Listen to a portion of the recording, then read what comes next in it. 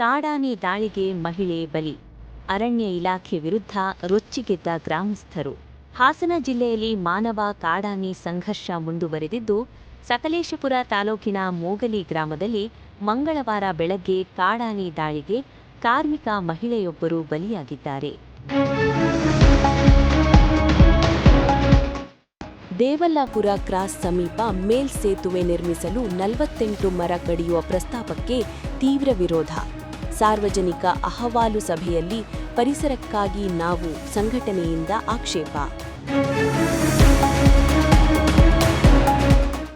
Supreme court ಆದೇಶದ ಅನುಸಾರ ನಿಗದಿತ ದಿನಾಂಕದೊಳಗೆ ಗ್ರೇಟರ್ ಬೆಂಗಳೂರು ಪ್ರಾಧಿಕಾರದ JBAI 5 ಪಾಲಿಕೆಗಳ ಚುನಾವಣೆ ನಡೆಸುವಂತೆ ಶಿಫಾರಸು ಮಾಡಲಾಗುವುದು ಎಂದು ಉಪಮುಖ್ಯಮಂತ್ರಿ DK ಶಿವಕುಮಾರ್ ತಿಳಿಸಿದ್ದಾರೆ.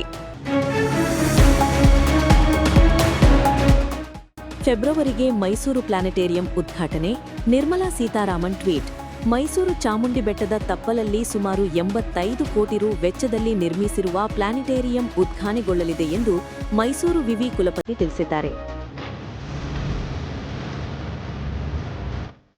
ಬಾಂಗ್ಲಾದಲ್ಲಿ ಹಿಂದೂ ಆಟೋ ಚಾಲಕನ ಹತ್ಯೆ.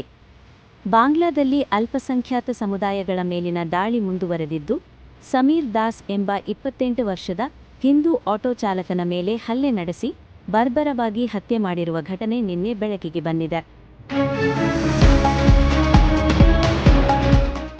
ತಮಿಳಿಗ ವೆಟ್ರಿ ಕಳಗಂ ಪಕ್ಷದ ಅಧ್ಯಕ್ಷ ನಟ ವಿಜಯ್ ಅಭಿನಯದ ಜನನಾಯಕನ್ ಚಿತ್ರಕ್ಕೆ ಕಾಂಗ್ರೆಸ್ ನಾಯಕ ರಾಹುಲ್ ಗಾಂಧಿ ಬೆಂಬಲ ವ್ಯಕ್ತಪಡಿಸಿರುವುದು ತಮಿಳುನಾಡು ರಾಜಕೀಯ ವಲಯದಲ್ಲಿ ಚರ್ಚೆಗೆ ಗ್ರಾಸವಾಗಿದೆ. ನ್ಯೂಜಿಲೆಂಡ್ ವಿರುದ್ಧ ಏಕದಿನ ಪಂದ್ಯ ಇಂದು. ಭಾರತಕ್ಕೆ ಸರಣಿ ಗೆಲ್ಲುವ ತವಕ.